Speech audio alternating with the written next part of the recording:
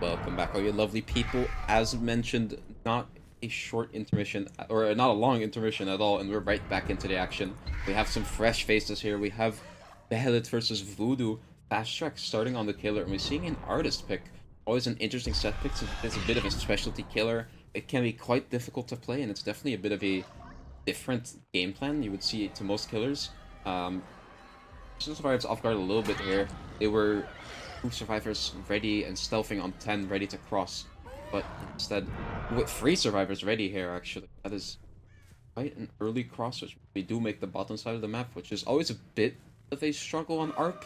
This map is such a classic, I think it's called a bottleneck map, where the killer can just stand the mid-map and you can't really cross. Like, he always sees you and he can always cut you off. But the survivors have at least done a good job of playing very aggressive for this. Ooh, that is an injury onto Arbiko still.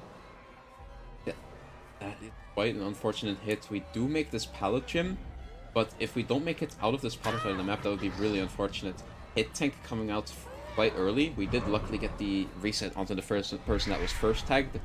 Because if we just let these injuries rack up, that's going to be quite catastrophic. I mean, we do make top side of the map with this first chase. A little bit of a jiggy, maybe the firecracker was a little bit of a sound distraction as well. Placing the bird to cut them off if they send it. I was just barely missing the timing, or maybe that went just slightly through the wall. Quite unfortunate, but of course we are still able to set up our birds here. If the survivor stops getting rid of the bird, they reset their timer, so they're also not really able to drop any pallets, because they will just get hit by a second bird if that happens. We're seeing quite a standard artist build. I'm usually not the biggest fan of Eruption, since perks like Ruin, or I mean mostly Ruin, like it synergizes so well with artists' hits that I feel like it's a good perk to use. Eruption is also not the weirdest play, since artists will still always be playing for any type of 3-gen or 4-gen you can find, especially on ARP, where bottom 4-gens or top 4-gens can be super common and almost completely unbreakable sometimes. So I guess Eruption still does make sense. Usually the applied benefit of having Ruin on top of sniping people with your birds is better than that, but I don't mind this at all. Especially with this game plan, because it seems that Fast Track is completely convinced that every survivor is still on the bottom side of the map, and he's just holding this mid section and sniping at the bottom gens, which did check. We did see most survivors bottom, but now it appears Holster was able to actually very sneakily get by when we slightly committed that chase onto Arbiko in this mid side. Which, you know, that's very well played. I hope we're going to be able to get that unhook before second stage, though, because I feel like we took too long. No! Resi is hitting second stage! And even though we didn't know any survivor was top, now it doesn't really matter, because even if we get this pull, we can just kind of go back whenever we want, and then we have an almost guaranteed at least 4k1, potentially 4k at higher gens, depending on how well we play it from there. So yeah, that's why instead our survivor team is choosing to not unhook yet. Instead, we're going to make the killer commit a chase on the bottom side of the map a little bit longer, and holy, we're not even taking this pain res. Even though we have Agi and pain res, we don't care. We go instantly back to this unhook. I feel like maybe what Fast Track was scared of is if we go for the pickup onto Flex Survivor here, would maybe give the survivors enough time to get a reset going, which could actually be the way they get back from this quite bad start. I mean, if we were able to get a reset onto our Deflex Survivor and they were able to stealth it out, that could put us back into the game and could last us in the 4v1 for quite a lot longer. But right now, it's still actually looking quite good, because we don't find Resi. They stealthed all the way to 10 or 11, and instead committing this chase onto Holster. Great bird placement coming out, though. I will have to say, Fast Track is on point right now with the birds. We've hit almost everything, and this is also definitely going to connect. Yeah, crouching, sadly not going to work. You can't abuse the tech against the artist. It's so sad. If only the birds were also like a sliding projectile that just miss out of nowhere if you press one button. It would have been so awesome. But no, instead we're just getting another hook onto Holstar. Even though we did lose our tunnel out, this is absolutely not the end of the game for Fast Track, because we still have a Nice free gen top. It's relatively tight. It's not the best free gen you've ever seen, but especially since this mid gen completely regressed, we know we're in a good position because the survivors were trying to progress this middle gen at the start of the game, but they have let it completely regress after that first hook. I mean, they weren't able to do the gen at all. They were forced to split bottom gens, which I believe only progress right now is on Jack. I don't think we have any other progress, and we still have that free gen on top and a slight free gen bottom if you count the middle gen to be on the bottom side of the map. Ooh, nice jiggy pathing by Arbiku coming in. Sadly, Fast Track does catch on, and we don't have any filler here on 7, and we don't have a edge map palette either. We'll just be getting the 3M1. Sending out some more birds top, just in the hopes of getting any info. We want to know where the survivors exactly are right now. We're not entirely sure. Well, that sure is a lot of info. That is all the info we need, pretty much.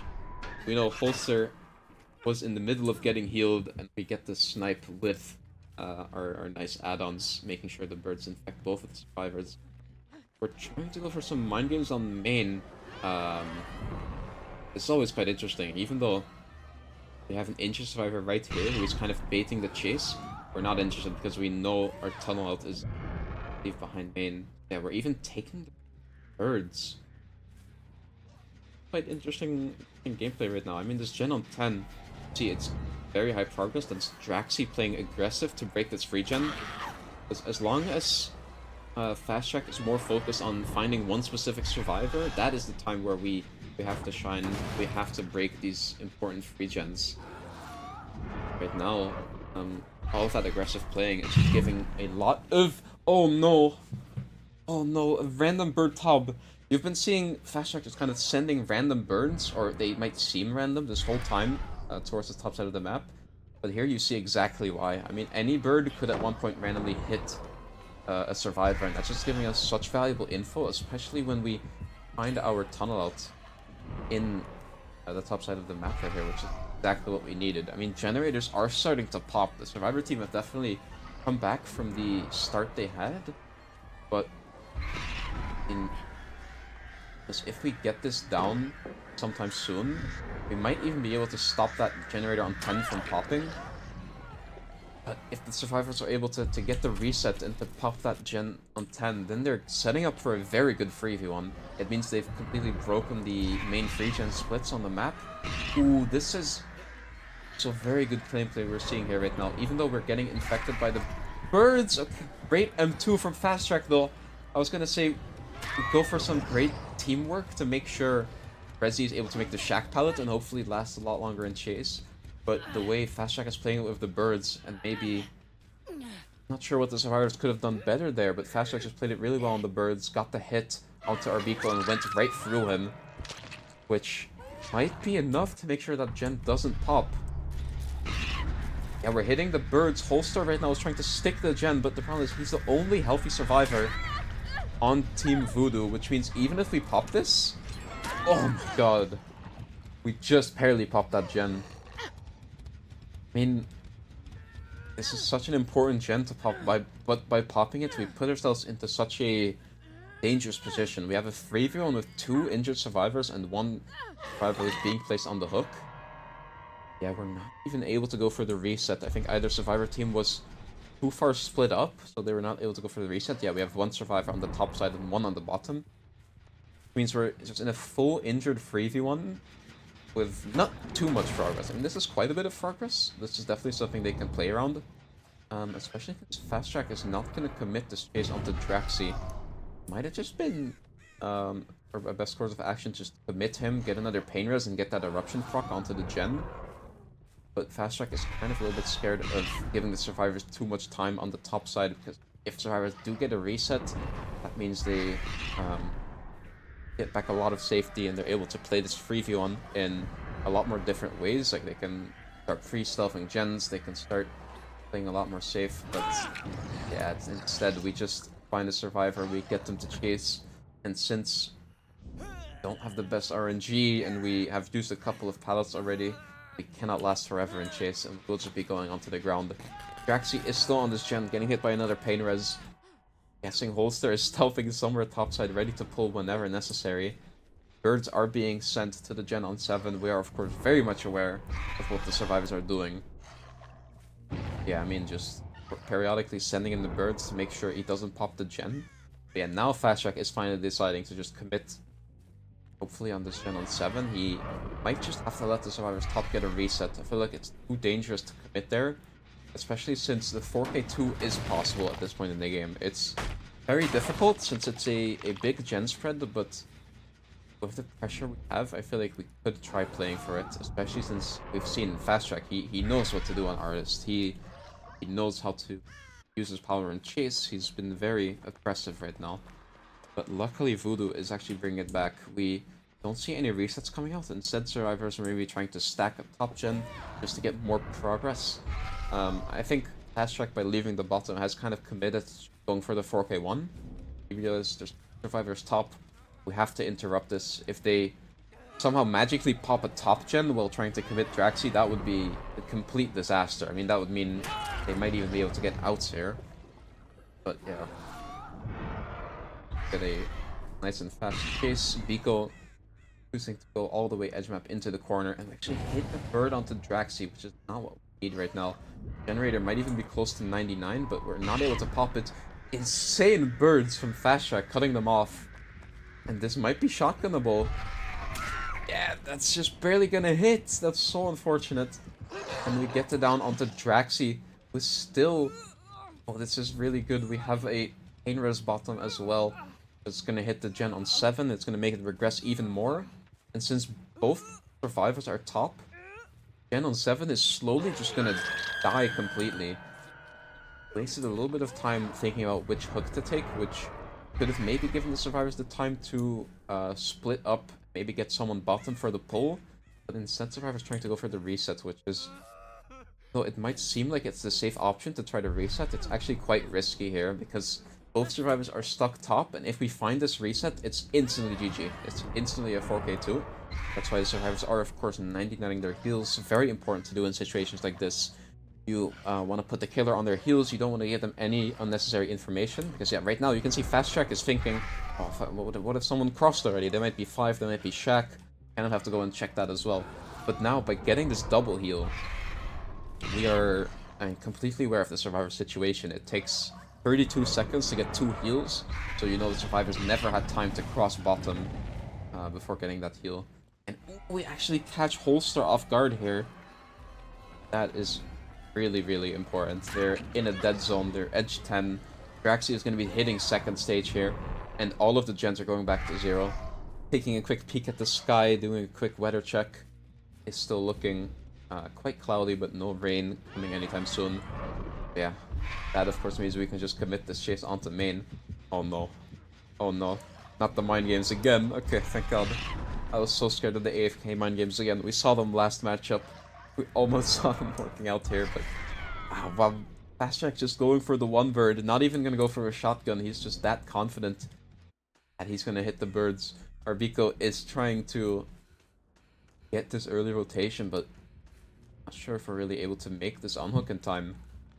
Does look like Fast Track is not opting to go for any bird sense yet. Yeah, it looks like... oh wait, we do have a bird. Oh, we did actually have a slingshot set up. That could have been a 2-tap on one of these survivors, either hitting the BT onto Draxi or hitting Arbiko and then being able to M1 him immediately. Sadly doesn't work out though, but shouldn't really matter too much because we have a slug very far top. Great bird placement here, and now Arbiko is just gonna be dead. No matter what he does. I mean, we have a nice placed bird here. We make it all the way around the top, and we're able to dispel the birds, but yeah, there's just not much you can do against an artist who knows what they're doing in these types of chases. And yeah, Fast Track quite convinced that Draxi has not been able to rotate top in the meantime, but actually is stealthing top already.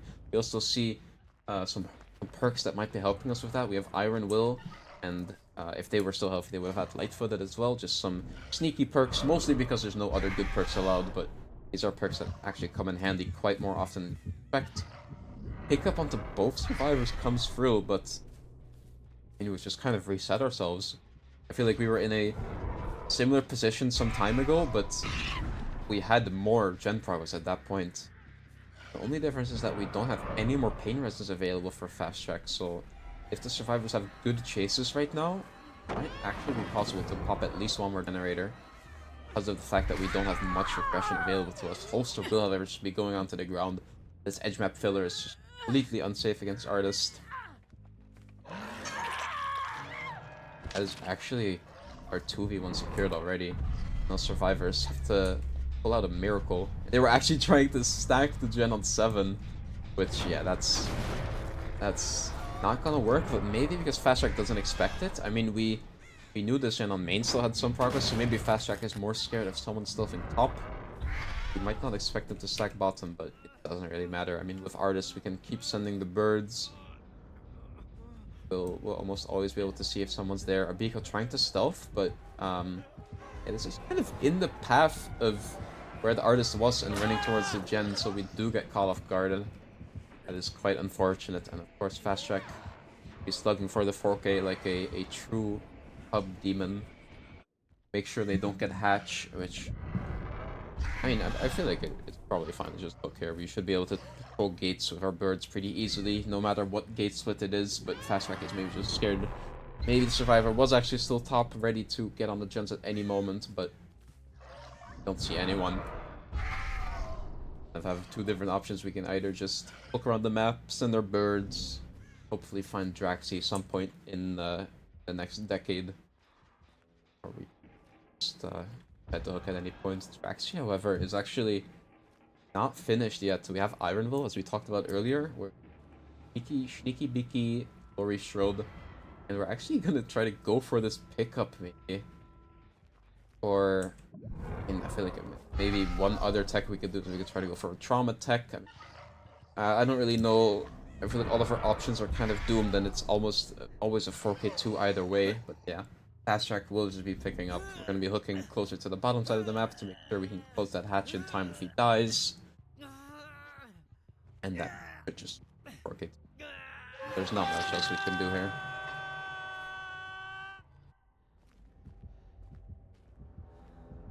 Oh, and I think we might have seen Lori there.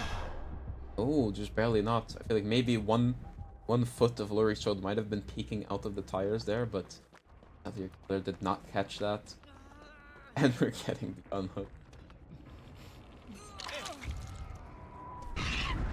Have a bird ready instantly on that unhook though. Might even be able to hit a... Yeah, we do hit an amazing shotgun once again. Displaying why Team Behelit chose to pick this set. I mean, they're so comfortable. Tell Fast Track played this killer a lot. Yeah, we know exactly where Renato has gone. We're starting our last chase on Shack. That is starting with an infection, which... Yeah. Just death. Just death. It's so clean. It's just such a clean game. I don't have much else to say about it. It's a great result for Fast Track. 4K2 on Artist is something that's quite rare. I mean, it's definitely not unseen. I mean, it's a killer that can be quite dominant in chase if you don't have the right RNG. It's a killer that's able to pressure multiple areas on the map at the same time while not really leaving the hook. So these 4Ks at higher gens, they're not impossible to receive, but they're definitely a lot more difficult. So I hope that Team Voodoo is maybe able to bring something. Welcome back everyone to the second trial of the first set. We are still on Artist, even though we had a little bit of a longer delay. We are finally back. Seeing a pretty similar build. Instead of Agitation, we're running Forced Hesitation, which definitely a very strong perk. I'm quite surprised to see it. I feel like it's banned in a lot of tournaments. Can offer a lot of value, but I'm not entirely sure if it's the value we really need right now, because guys, we're playing for a 4K3, and that is something you never want to be hearing when you're on the killer side, because even if we play for Forced Hesitation, it's still going to be really difficult. I don't think the survivors are going to be trading. I don't think they're going to be you know, really caring about a survivor on the hook. I think survivors will just split gens no matter what happens.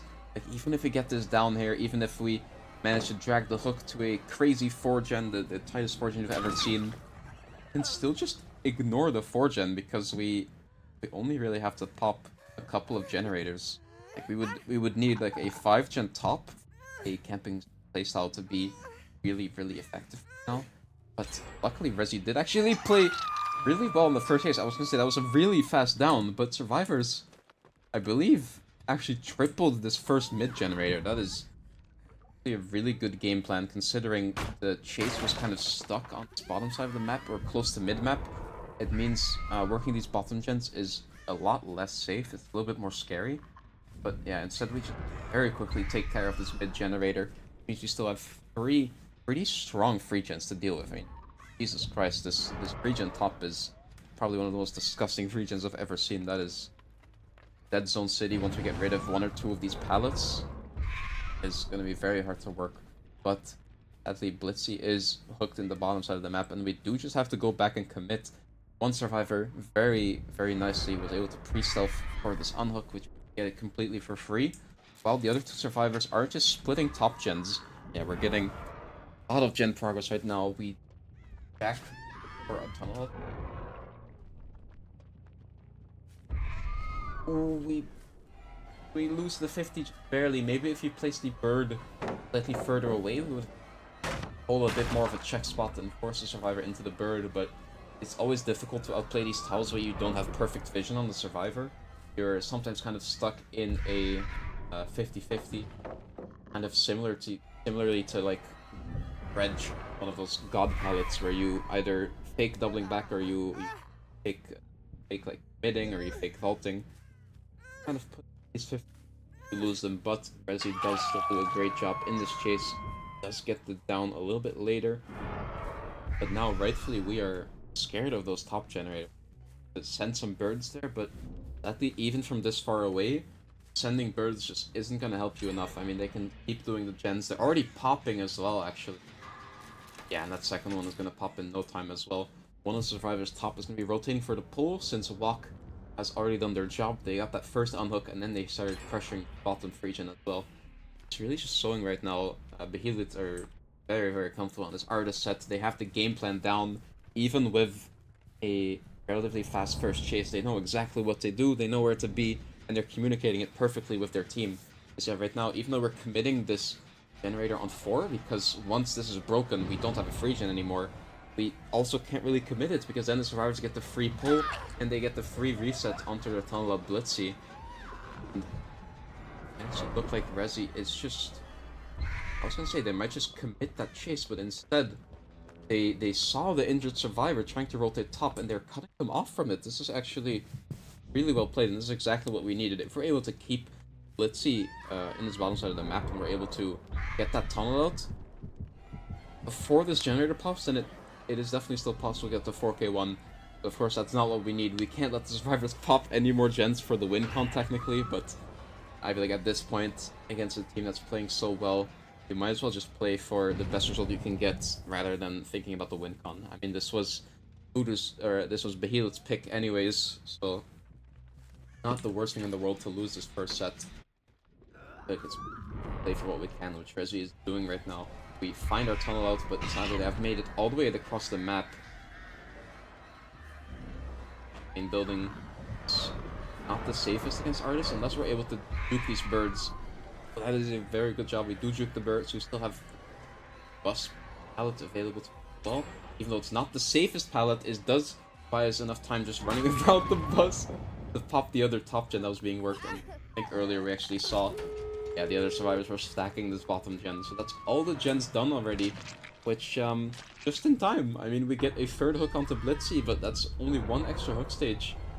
And right now, I feel like probably no matter what we do, we're only gonna get 3 more stages max. I mean, take the hit, we might not even get those stages we desperately want.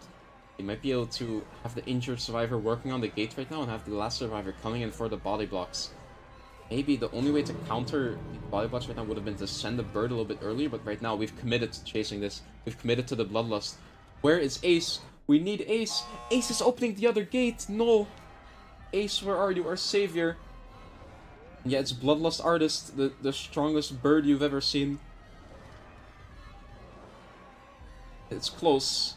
It's close, but I don't think we make it. I think maybe the heal tech. Oh, that's definitely too far for the heal tech.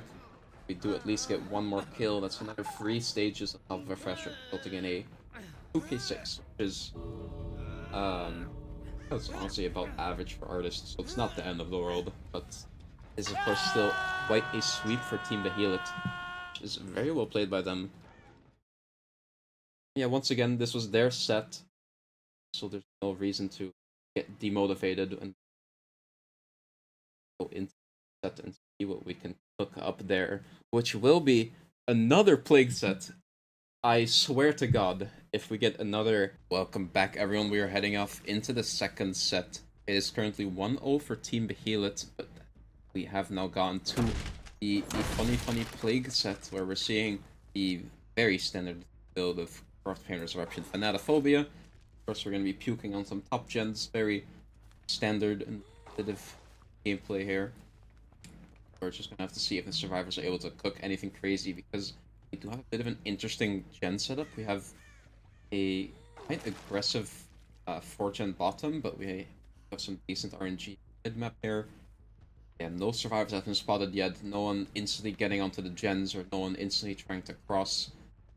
So, I might expect survivors to potentially even wait out Corrupt if the Plague plays too slow, and if the Plague plays too aggressive, then we do get a fast cross. But yeah, instead we are just sending it now. This is actually the balanced landing survivor.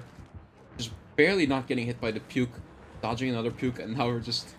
Okay, that went through you, Nathan. You're cheating. No, no, no, no, no. That went through him. But I guess he dodged it and makes main with balanced landing. Yeah, this is definitely not a chase you want to commit, because, I mean, main building with max distance, that's way too long to even get one infection. Said we are going back to our mid generator, which we know Wok was actually working on, because he got infected a little bit ago. His infection doesn't really matter because he's the no miter survivor, usually paired with stuff like tenacity or resi or a good chase perk when allowed. Yeah, I mean, no miter just can give a lot of value on the plague set. Ooh, beautiful little cube coming out onto the lip. Apply another eruption proc here onto and on 2. I mean, only got 2 people infected now. Still means we need to find 2 different survivors, and that is Nathan. Nathan. He's like wearing bulletproof armor, but like plague-proof armor. This is not allowed. This is definitely a banned item in DVD. I don't know what he's doing. Okay, it's fine. We get the puke, we get the M1, and we're committing this chase, because right now, even though we got the M1, Nathan did not make a lot of distance, and we're actually going to be choosing to take our Corrupt Purge here. I'm definitely a big fan of this play, because if we get this down, hopefully the survivors don't have much progress on this topside free gen yet, which might mean we're able to get a hook this pretty good location. We're instead just giving up on our bottom 4-gen, which I talked about earlier, and we're going to be playing for this top 3-gen instead, which is a relatively strong... It's not the strongest. I mean, it's gen on 2. It would have been a lot better if it was either on the other side of the locks, like facing 1, or if it was just a gen on deep 1. Or maybe even like top mid somewhere in front of main. It'll be a lot stronger, but still definitely something we're able to play for. Resi now is just taking the pressure he has, he's taking it to bottom, trying to get another free injury, which he does get. And I mean, with the earlier pain res coming out quite early, yeah, okay, sadly we don't get another pain res onto lip, but it'll just be another free hook, and we're actually going to be able to stop this 9 mid gen from popping up. Quite insane. I was really expecting this gen to have popped a long time ago, since we committed all the way up to main, even behind main, and got power, and then committed this other chase, but sadly it doesn't pop, and we're able to cut off the survivor. Was working on it. We get the chase to start. I'm actually going to be pre-dropping Shack. It might have been better to loop it one more time, just to get a little bit more valuable uses out of our resources, and instead we just going to be forced to go to the mid-map. We have a couple of windows to play here, and I believe a jungle gym as well, so we should be able to last quite a significant amount of time. But the problem is, while we're lasting here, we're lasting on the... Okay, I was going to say the most progress gen, but I guess it was the most progress gen. But, okay, one gen popped, but we do still have this very high progress gen right next to the chase. Definitely great pallet stun coming out, and Champions of Light. Champions of Light is such an underrated perk in my opinion. I mean, especially against these M1 killers, you just freely get to unzone yourself on most pallets.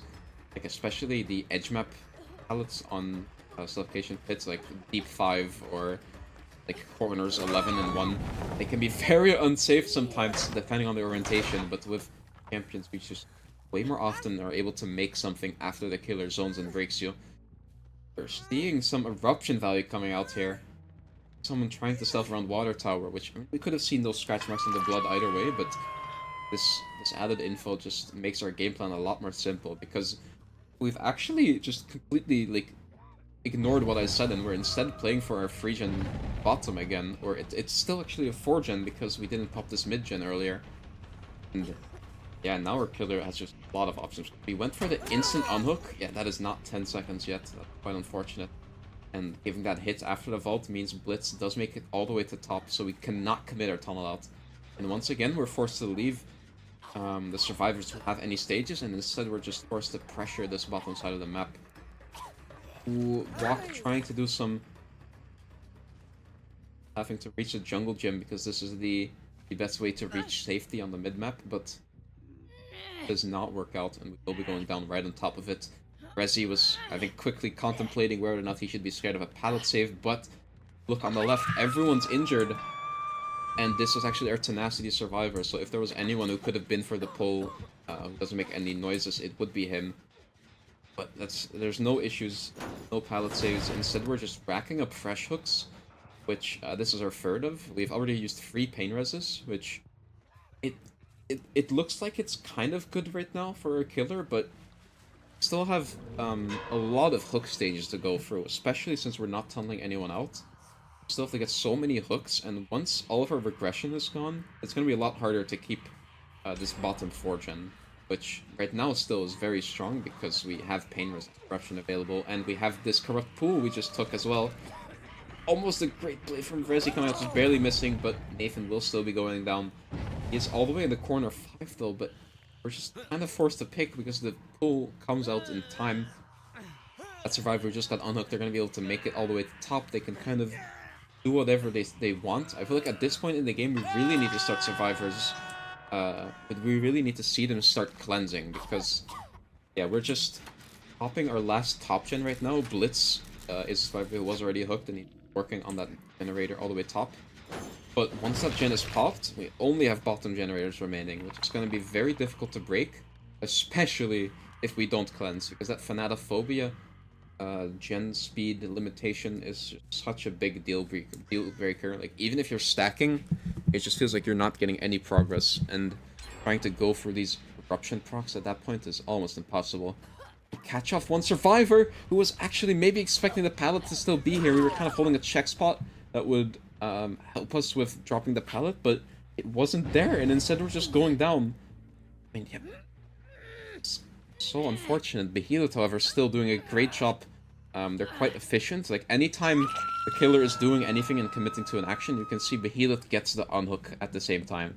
This means we're getting all of these unhooks for free, which is, especially in a plague set, absolutely crucial, because with all the survivors being almost permanently injured, unhooking can sometimes be such an issue, because you can never really go for a trade, and if the killer catches you off guard, you're almost certainly dead. Right now, however, we're catching 2 survivors behind Shaq, but wow, survivors, and they coordinated well, and they had, luckily, this pallet bottom mid. It's actually a really good pallet for us right now.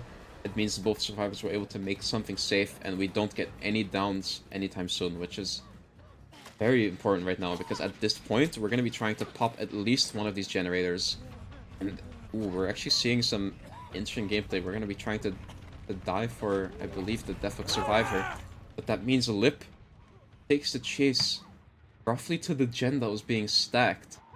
This is not where we want to be, because we're stuck. I was going to say we're stuck playing 50s. Luckily, we win the 50, though. Forced to play the windows because Renzi is zoning us from the top side of the map. And great pathing coming out here, though. We're able to last quite a bit longer. We saw there's another survivor on 9, ready for, I hope, probably the pickup. Connecting these windows quite well. Renzi is probably going to be forced to leave this chase. I mean, it's bloodlust. It looks like we are just committing, but he sees that pallet on free. He doesn't want to commit to it anymore. We see survivor. We see someone who was almost able to go for the pickup, but we interrupt them just in time. That's quite important. And now we have a... I'm not sure if Plake is bugged or just base camping. I think this is a bit of a spectator bug. I do believe. That is quite unfortunate. But yeah, right now, we had such high progress on this Gen 9, but we died right on top of it, which is really unfortunate. Resi is just able to kind of camp it out. Uh, I'm not even sure if Plague is just bugged or standing right here on repeat. The camera looks slightly bugged, but I'm pretty sure they are still standing there as well. The heartbeat isn't really changing. Bloody hell. Okay, no, Walk, I believe, is in chase with with the invisible Plague. Or they're just... Yeah, okay, they are moving. It is just a spectator bug. I'm very sorry, guys. DBD is an amazing game. And yeah, right now, the problem is Nathan is the only healthy survivor who is probably just going to be forced to either trade or get on this gen as soon as we're able to. Which is probably when Lip dies. We see Blitzy is doing the gen a bit further in the pocket, all the way at 6. And we actually have so much progress on this gen on 9. We're instantly stacking it when the killer leaves, which... Oh my... Still bugged. What the fuck? Behavior. God. The crash out.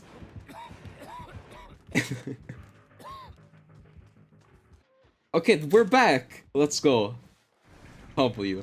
Great life coming out from Blitzy here, even though you're kind of dead zoned once that Shack Pallet is dropped and you have no fillers here. They used life to make it back to mid-map, they're able to leave this gen, and we're just going to be forced to kick this, and we're reaching the regression limit on this gen as well, which is definitely what the Survivor team has to play for right now.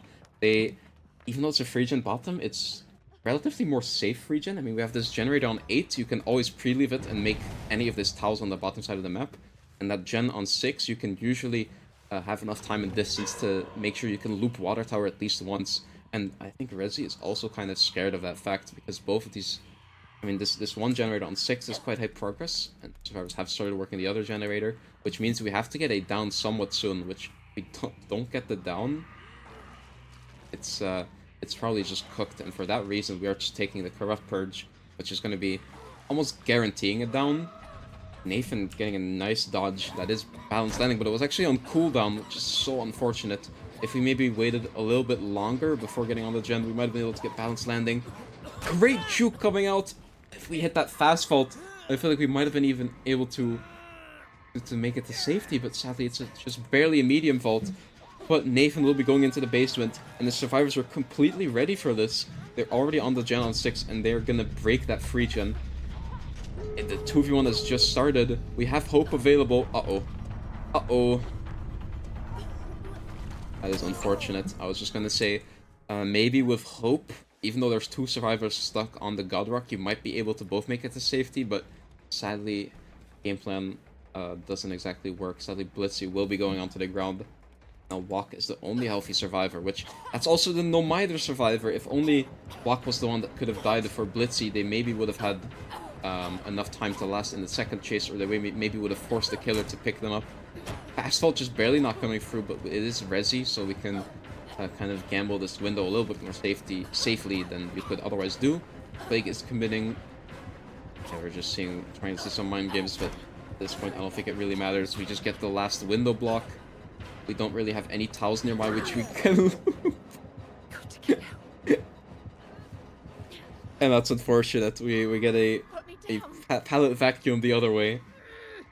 Walker will be going down for the final time, and this is actually a 4K0, which is, I mean, very well played. I feel like at some points the survivors looked very much in control, then it looked quite in control for the killer again, and in the end we've gone to a slightly more favorable resolution for the killer. 4K0 I would definitely say is quite above average.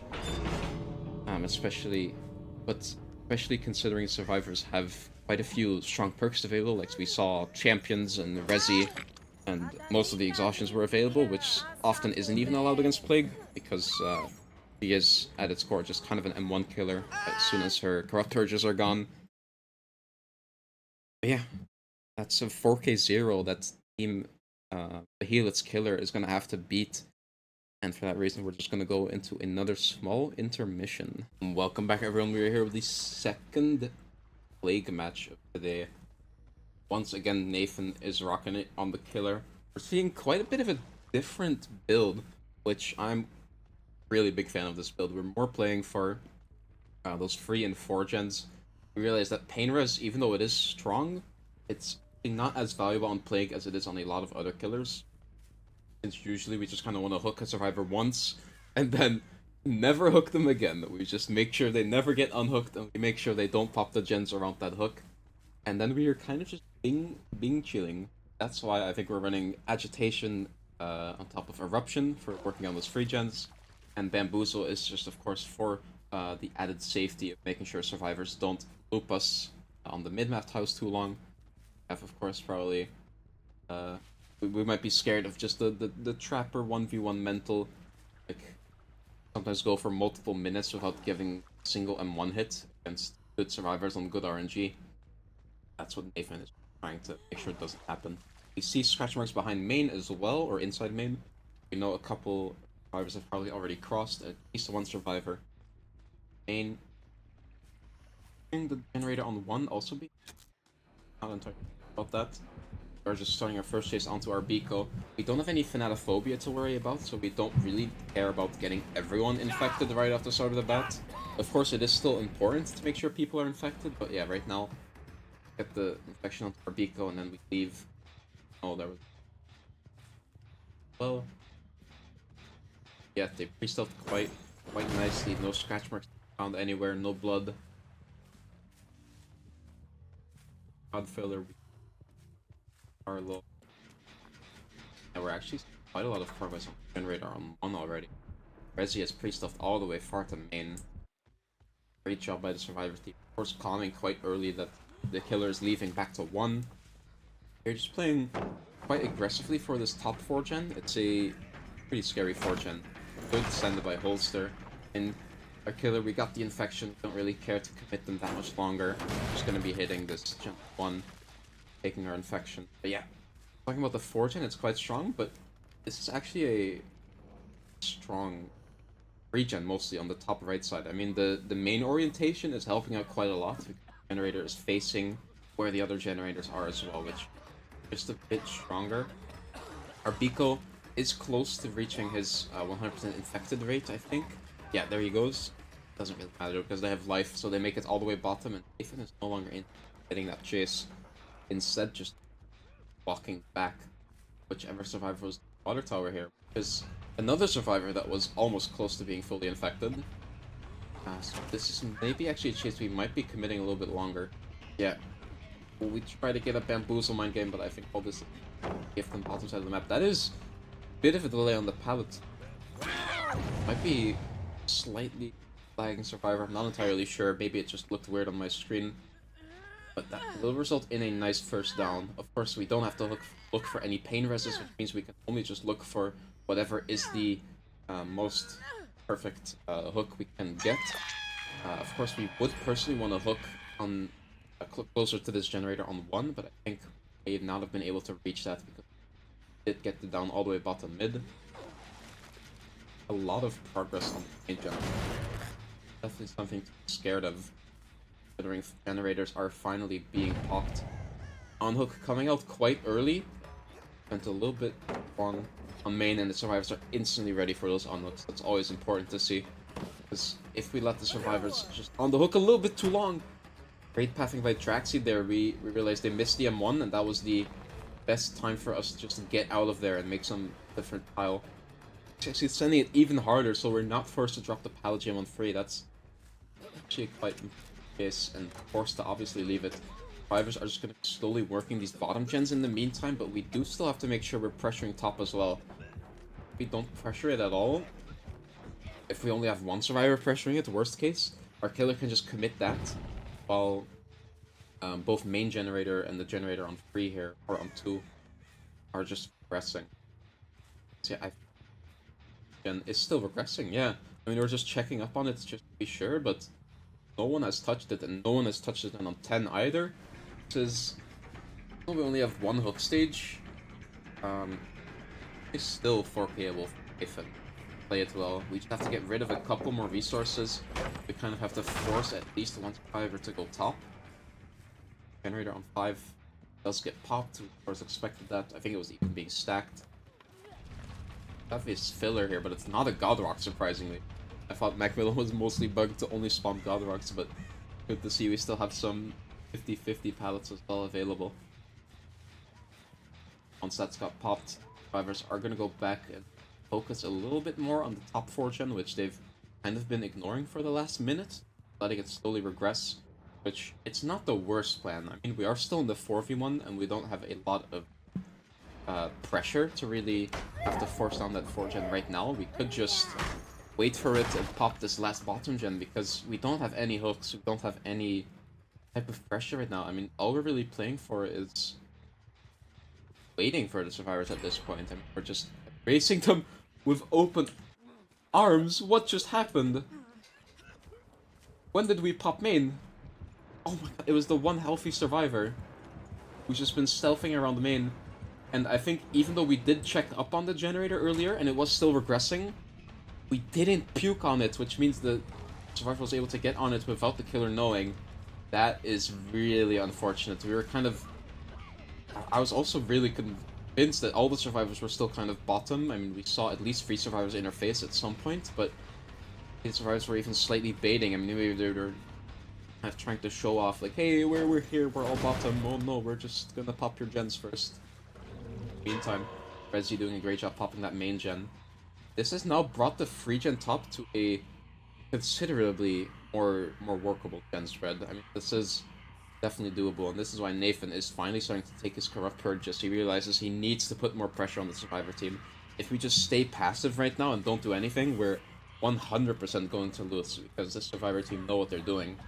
There's a reason they picked this set. They're very comfortable. They're doing well in chases, and the teamwork is phenomenal.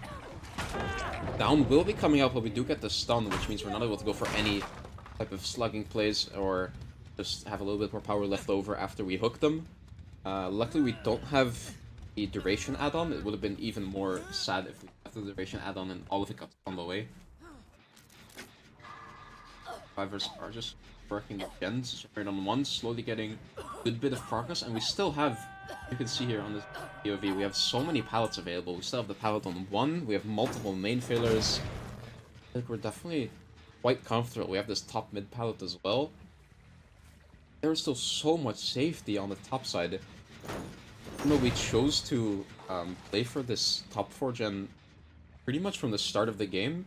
We've not been able to force the survivors to drop any of these pallets, which is definitely going to come back to bite us. We're kind of just controlling the middle side of the map right now. So we have a hook nearby. Yeah, taking the corrupt push is definitely a very smart choice, because we have to make sure Rico gets the second stage. We have to make sure we get something, just anything we can pressure the survivors with. Right now, if we don't do anything, it's gonna be outs for sure. Still need that 4K1, which I talked about.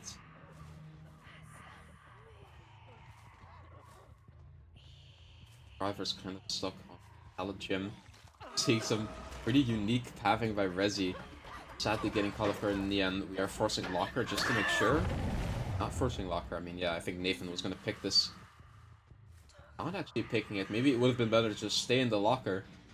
Because, yeah, we were actually close to popping this gen. Yeah, we could have stayed in the Locker and maybe gotten the pop on one of these gens here. Now, instead, Nathan is spinning all the way to Shack. We're trying to puke at the door, but yeah, the survivor obviously realizes that you get down notification when Plague is holding M2. And, I mean, our corrupt purge is over. That's it. I feel like our corrupt purge is over. We don't get this down. And, of course, another generator pop tops. I mean, we haven't checked up on those generators so long. We've only seen 3 survivors this entire time. Really unfortunate. Now we have to deal with a bottom or a mid gen that is already super high progress.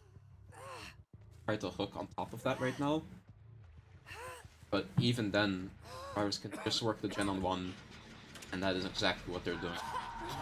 They're still calling the pain res just to be sure, but yeah, there is no pain res, guys. Always good to see that that those types of comms are just completely ingrained in a team's patient style. Even though we knew all the 4 perks. Actually, did we even see Bamboozle? We might not have really seen Bamboozle, I'm not entirely sure. Yeah, either way, it's good to call Pain Res, it's good to call Eruption whenever you can. Nathan will just be taking another Corrupt Purge all the way bottom, and here, see how many more stages we can get. Survivors weren't able to get the unhook in time, that's quite unfortunate. We're on the trail of someone's blood here, but don't know who this is. This could be only one more stage, this could be a fresh hook with 3 more stages. But what we do know is that this gate is almost opened. Yeah, we're forced to just commit this, or otherwise the survivor is guaranteed out. Seeing some good puking coming. See if any of them can actually connect. Oh, that's just barely not gonna hit. Holster has enough distance to go around it one more time. This is actually Hope. What was that? Why is puke going through people? No, no, no, no, no, no, no. That's not okay. And oh my god, Holster has so much distance. Balance landing on top of Hope, I think is going to be enough for us to actually reach the gate. Because yeah, our Corrupt Purge already ended. Oh, we're not even going for the gate, we're going for the hatch. Oh, it's even better. Get that beautiful hatch escape. That is a very good result for Team Voodoo in this second trial, second set. That does mean, I believe we are going into another tiebreaker, which I'm very excited for. I mean, both of these teams showed a lot of game knowledge, a lot of confidence in their own set, which means hopefully maybe if we go into a set that both teams decided on or both teams kind of agreed on, it's going to be a bit of a closer matchup, which I'm very excited for, and that is going to be on the Unknown, which I talked about earlier today, one of my favorite killers, so I'm really excited to see what we have planned for that. So we will just be right back, everyone. Welcome back, ladies and gents. We have returned to the third set. We're back on Unknown, and we're seeing a bit of an interesting build coming up from Nathan here. I'm seeing the Bamboozle on Unknown. I'm not entirely sure if I'm the biggest fan.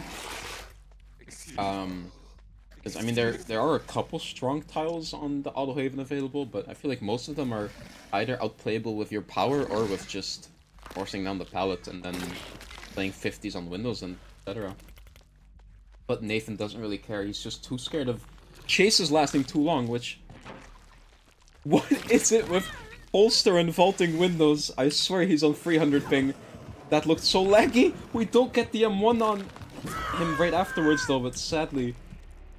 we're pathing just slightly wrong, and that is a very early first down. This is definitely something you want to see on Unknown. Unknown, it's a killer that can be 3-staged or 4-staged, but it's also a killer that can turn into 4Ks quite quickly if you're not careful.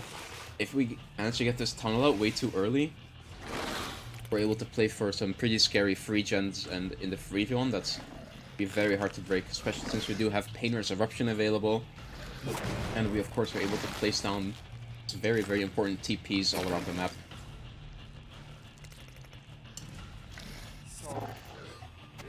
And yeah, we haven't really seen where any survivors are right now. Okay, never mind. We see someone trying to stealth on 8. This might have even been the survivor that was supposed to stealth for the unhook.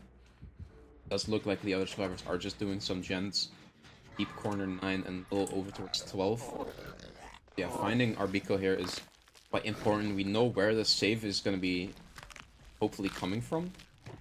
As long as we kind of keep them away and we make sure they don't get it for free, we're kind of fine just camping this out, which is exactly what Nathan's thinking. He knows no generators nearby are being worked. We're even going to try to go for the body block here. This is quite a crucial... Yeah, I was going to say, the M2 might have been nice. We could have maybe played for it, but yeah, I mean, it makes way more sense to just take the down onto Arbiko, and instead we're just committing back onto Holster again, which I definitely like this playing game plan. It's showing a lot of confidence. I mean, we're instantly getting a nice snipe. They didn't have time to get away from that pallet and dodge it, which means we go onto the ground instantly.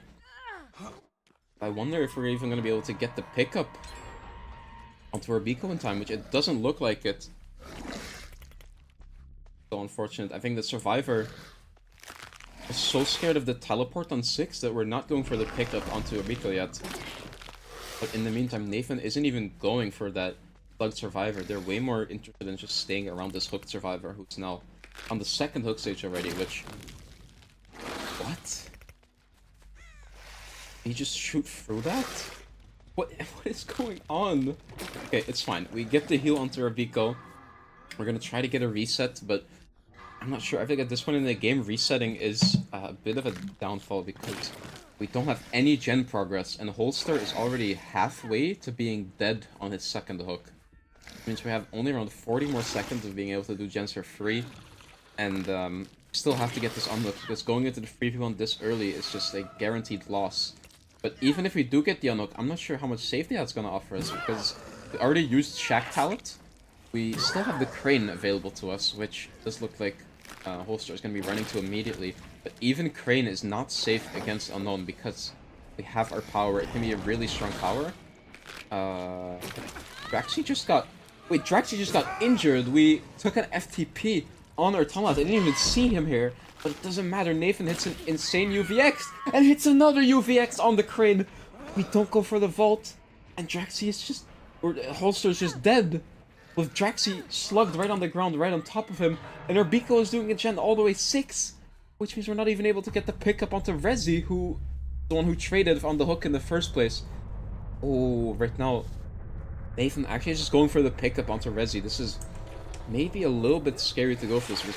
If at any point in time we found our Biko with both survivors on the ground, it's just a 4k free.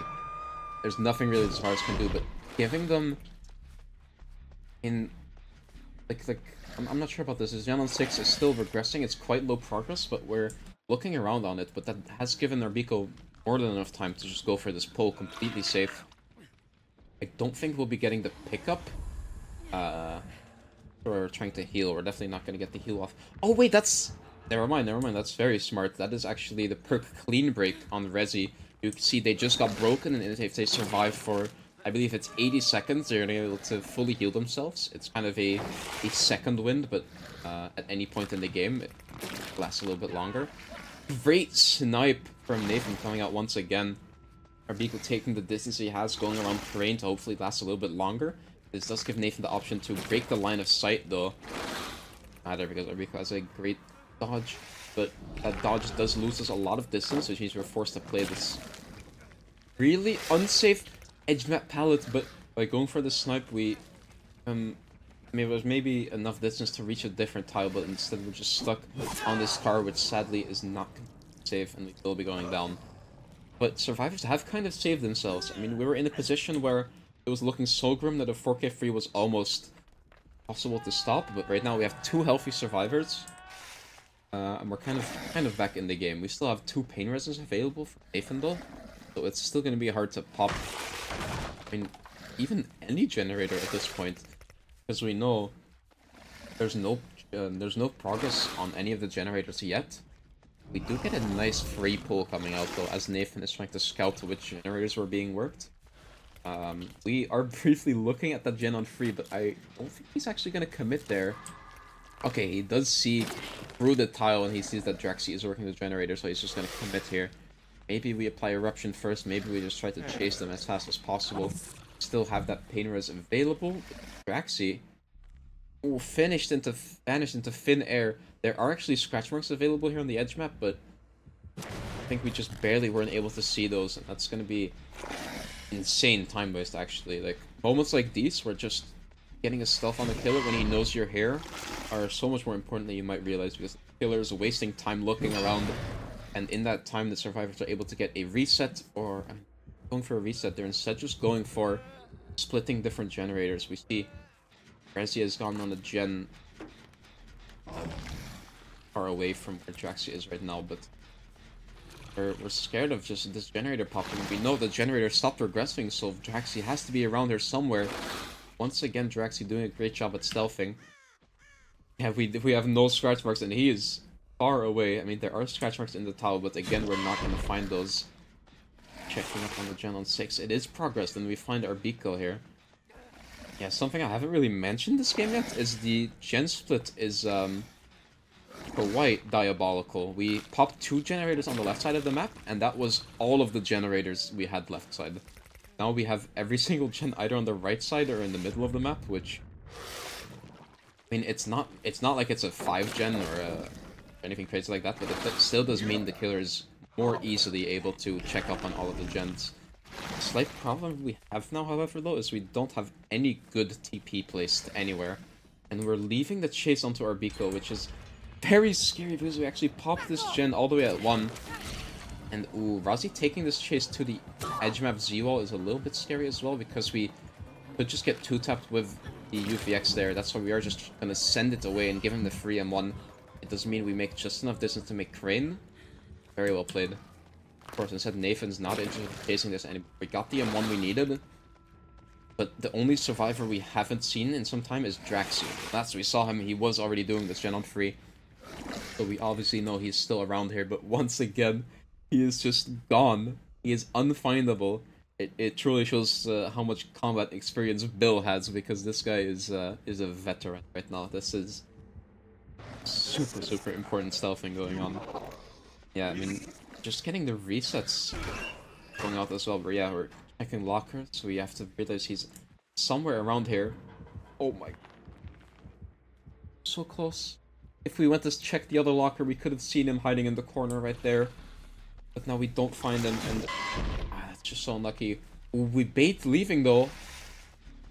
Was it enough? Was it enough to bait Bill to get closer to the gen? We don't find him. We're not checking the lockers, and this time he's behind the rock. Bill once again gone. Yeah, Rezi is once again broken from clean break, but we're gonna stay injured for a little bit longer before getting healed for free. I mean, they're slowly kicking these gens, but they're not very high progress. The Survivor side is playing it so unbelievably slow. Which, I'm saying unbelievably slow like it's a bad thing, but it's definitely not. This is how you should be playing it. You should play this as methodical as possible. Because any one slip up and any hook in this right side of the map could mean it's almost impossible to get any more progress. We're seeing a good gen split. We're seeing one person who's doing free and trying to stealth anytime the killer comes, and then these other people are working the gens that are more central in the map, so they're able to just go like all the way, take the chase deep 9 anytime the killer comes to them. That in and of itself is just more than enough of a time waste to probably make sure Nathan can't really commit them either. And even with the scratch marks here on 6, Biko sent scratch marks towards 7 or 8, but then he went back into the tile somehow. I'm not sure what's going on, but Voodoo on the stealths is going completely crazy right now. This is S-tier stealthing, and you can tell Nathan doesn't really know what to do about it. I mean, we're unsure which chases to commit. We're too scared to commit to this chase on Shaq, because the Survivor is always going to be able to reach the deep 9 with any chase, unless we get a crazy M2 2-tap, but yeah. It just doesn't matter, they send it in time. They still have a lot of fillers here available as well, including that God Rock right in front of Shaq, or right above it.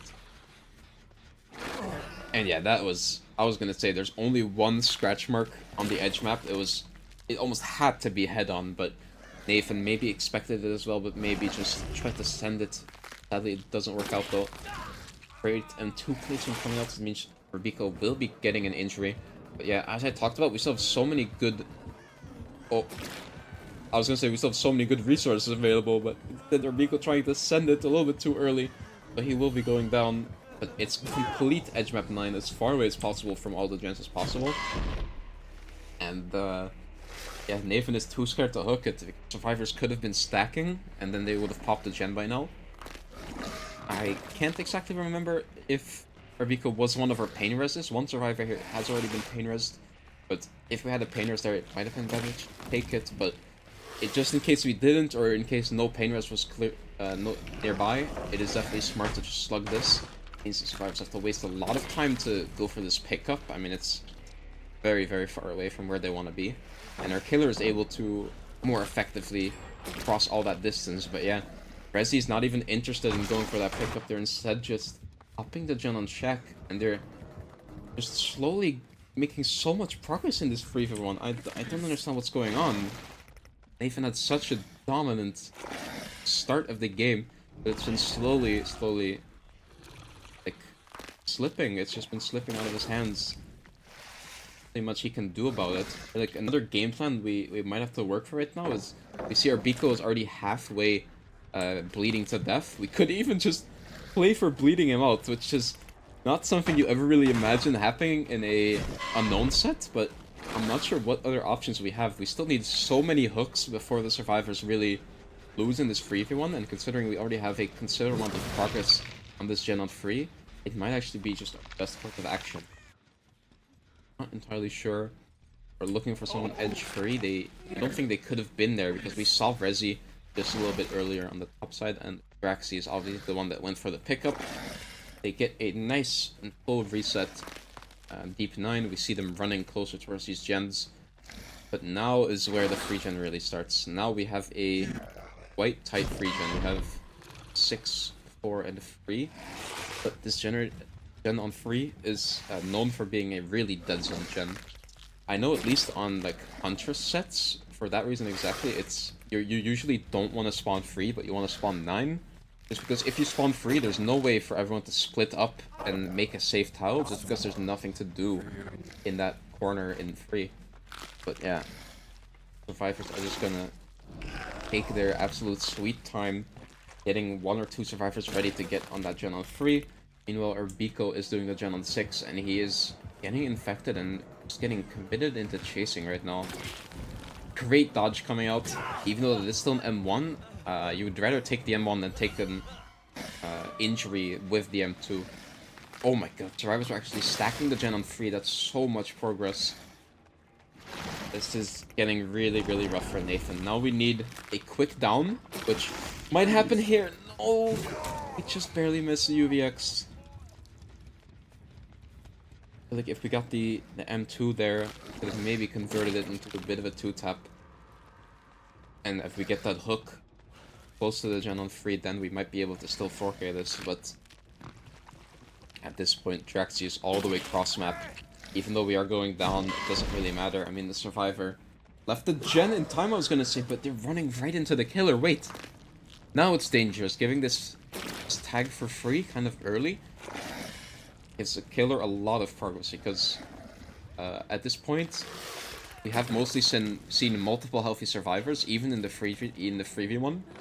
But now we have all survivors injured, and everyone is actually right here. Like, everyone is kind of next to each other. No one's on gens, we know that. So we don't really have to commit to this chase. We can just try to apply pressure onto any one of these survivors. And as long as we are able to get downs fast enough, at this point we could go for a slugging play. Bamboozle coming out quite well here. Double vault. If we double vaulted slightly earlier, maybe we could have cut him off, but oh my god, the vault might games are... But the vault might games are going crazy. Maybe a little bit too crazy, with the rats. Like, I don't know, because giving our Biko a lot of distance. Ooh, they actually would have made that window since our M2 wasn't up yet, but instead we are going down. Survivors were actually healing this whole time. I definitely don't hate this, but what I do hate is that they were healing right next to the... Why are we still healing? Oh wait, it's clean break once again, wait! We were just trying to get the clean break proc. I was so confused why we were trying to heal right next to the killer, but it makes sense now. But, oh no. Oh no. Wait. We reached the pallet. Good pathing by Rezi. If Rezi died right here, it would have actually been a 4K1 again, because we had both slugs on top of each other, and all we would have to do is just find Drexy. M2 is just barely missing though. Rezi dodging it last second, and we get the heal onto Orbiko. They don't make the pallet though, and we also don't go for the body block, which is quite sad. And yeah, Nathan sadly not thinking of the game plan. I was thinking of maybe trying to slug Orbiko out. He's instead, yeah, okay, Biko was still one of the pain reses, even though he was hooked before, so it's definitely important to get that little bit of extra regression. Because we haven't checked up on our gens in a little bit, but survivors also haven't checked up on the gens in a little bit, because they are so busy with picking each other up and just making sure they last in chase. And Nathan finally has found his footing. He's found how to pressure the survivors. Great pathing from Draxi, not getting hit with the M2. Could still be a guaranteed M1, but yeah, survivors get the unhook in the meantime, so it is a worthwhile one. Now once again, we are stuck on this tile on 6. It's not the most safe tile, especially against the vaulting unknown. But hopefully, whatever pathing we do, we are... I was gonna say we're gonna try to send it to that filler on mid-6 to extend the chase a little bit longer. Sadly, we get mind-gamed. Nice and mind-gamed by Nathan, and now we get a hook inside of the free gen. And now, guys, it's looking like problems. Because this gen and the gen on free have been regressing for so long, I'm pretty sure they're both 0. Even though in about 20 seconds Resi is going to be healthy again, so we have 2 healthy survivors. We have Draxi on the hook inside of the free gen, and Draxi is also still our pain res. So if we ever try to unhook him, it means we're just going to be able to commit him. And especially if we get a nice M2 as they're being unhooked, it might be a really easy 2-tap for another free pain res. I mean, we still need so much gen progress right now. I mean, we see one survivor trying to rotate. We see our Biko is on the other side of the map going for the pull right now as we're committing this chase onto Resi. Okay, now it's where we really have to shine. Yeah, expected we just immediately go back towards Draxi because he is now the only injured survivor and he is our pain res. And he is in Dead Zone City right now. This is not where you want to be. Oh, that's just barely hitting. That's a crazy connection. And yeah, Draxi will just be going down, and that's another very quick hook stage for Nathan. Even if we don't get the 4K now, at this point we have gathered a lot of hook stages. So it's even not a bad result, even if the survivors do manage to get out of the gates, but I'm sure if the survivors are going to be able to, we'd see barely any progress on this gen on 6. Resi is there instantly for the unhook, and they're going to be trying to reset as well. Yeah, Nathan is just slowly patrolling the gens again. See, gen on free is also dead. Oh, guys. I mean, I can't blame them because they were so locked in during the beginning of this 3v1. But now it does look like the slightly tighter free gen that was formed once Shack gen was popped and the gen on 1 as well is just too difficult to break. Yeah, I think any down at this point might just result into the end of the game because 2 survivors are currently deathhook, I believe. And we still need 80 seconds of gen time for 1 generator to pop.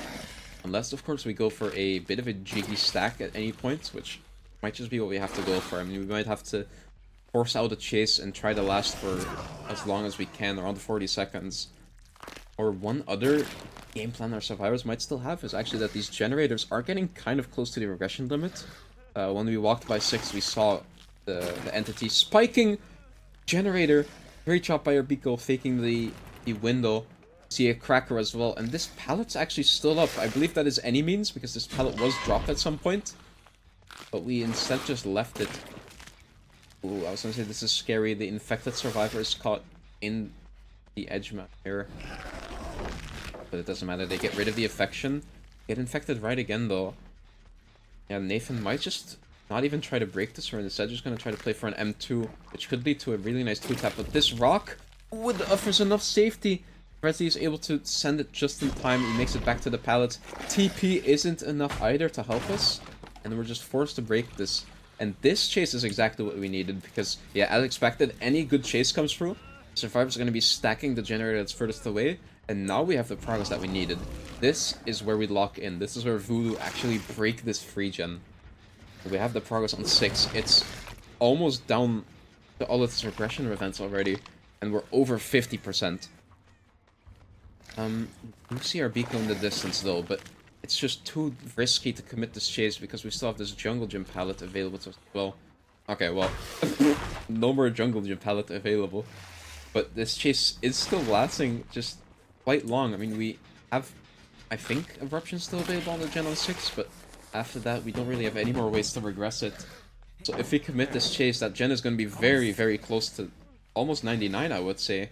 But it doesn't matter, Nathan is just committing this chase. Oh, there's all these pallets are still up. I can't believe this. This game has been going on for I don't even know how long, just way too long, but they still have every resource on the map available. This is insane. Nathan not interested in slugging this. I feel like this is scary because, I mean, if they were stacking, they would have popped already by now, but they weren't stacking, but it doesn't matter because both of the gens are 99%, and even if you're in the 2v1, you're not going to be able to stop this from popping. Nathan's just committing this chase because maybe Draxi is worth the most stages, or maybe... Yeah, I think we've just committed to the fact that we're not going to get the 4K, so we're maybe playing for a 4K 0. If we get a very fast chase onto Draxi here, we might be able to interrupt the gates, but it's looking very unlikely, especially with that with that M1 just barely whiffing. We do still get the M2 though. Oh, this TP is a little bit too early. Maybe Nathan thought for a second the TP was actually in front of the pallet instead of behind it. But yeah, luckily we do have the Bam Brain available. And that should result in at least the down onto Draxi, which is still a lot of... Wait. Wait, no! No! Oh! My brain's so fried I wasn't even thinking about a hatch. Oh my god, no. That is the most insane comeback I've ever seen on Unknown. Let me just remind you guys. We had a death at 3 gens with, I believe, no progress. Every gen on the map available was on the right side. We had, like, an insane free gen bottom right, and then 2 more gens which are either middle of the map or right side of the map. And Voodoo have not only managed to break that free gen, or 4 gen, or whatever, managed to get multiple outs. This is insane. And I think that's also not great for the mental from Team Behelit, because they were so close to getting such a good result. At some point we had 2 people slugged in the 3v1, and we still managed to get this insane result. I can't say anything else. We have to go to the next trial. We have to see who wins this. So we'll be right back. Welcome back, everyone, with the final trial of Behelit versus Voodoo, finally. And it's been a long best of 3 once again, but this should hopefully be the final trial. We're seeing a bit of a different game plan with the build right now. We're seeing Noed, actually, because we are playing for a high stage win con, which means we're going to try to gather as many stages as we can in that end game. I like the game plan. I don't think it's a bad idea at all. But yeah, right now the start is a little less action-packed than you would sometimes expect with an Unknown. You often expect early chases, people crossing fast, but Team Behelit is doing a good job just stealthing it out. I wonder if we have actually made it to gens already. Oh my god, yes, we have. Everyone's on a gen. We're even stacking it all the way 12. This is crazy gen pressure. I feel like Rezi just barely missed multiple survivors walking past him then at some point. But we are finally starting our first chase onto walk. We hear that that generator on 11 is quite progressed already. We're not going for the M2, but yeah, this teleport is also not going to work out because we're just too far away to get any teleport M1, so it might have been better to just send that M2 while they were vaulting the window. As you know, playing for M2s, kind of similarly to a lot of other ranged killers, you usually want to time them to where you hit the survivor as they're in a different action. Either vaulting a window or vaulting a pallet or dropping a pallet. That is the times where you want to hit them with the M2. Yeah, instead, Walk is not going to get M2'd again. He's instead just forcing the M1 to come out. Doing a good job dodging that M2 on the pallet. And we're actually just sending it back to the tile. Even though the God Pallet offers more safety, we maybe want to save that a little bit longer. So we use it further in the game. And Walk is just the absolute GOAT on chase right now. We have 2 gens popped for the first chase. And we're making it back to the God Pallet. Like, we could maybe pre-drop this and try to dodge 1 and 2. If we dodge this, that's going to be absolutely insane. Oh no, we're holding it for so long. We get the dodge! No way! We die on the pallet.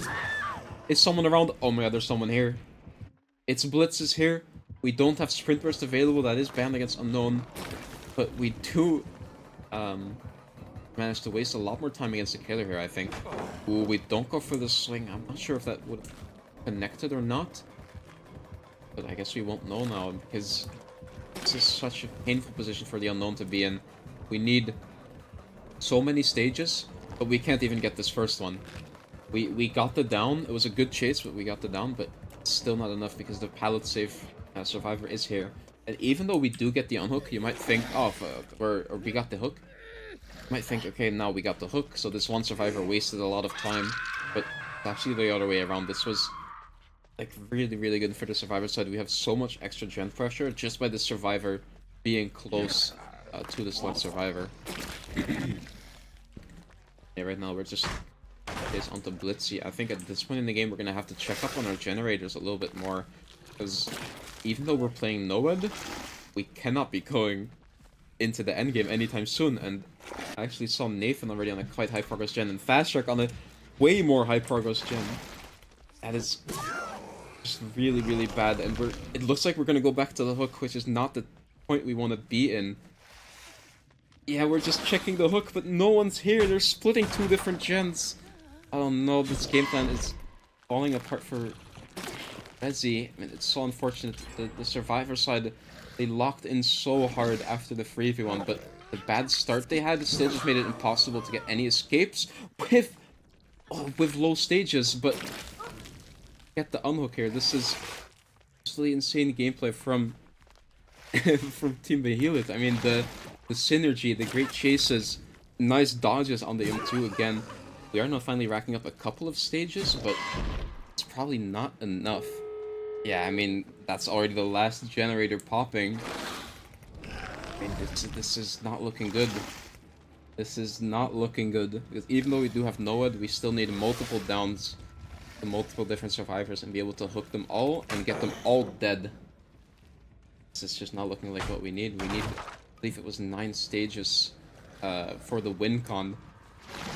Right now we are not close to that yet. This game is going by so insanely fast. It's such a big contrast to the last game. I don't even really know how this happened. I mean, we just kind of stuck the gens.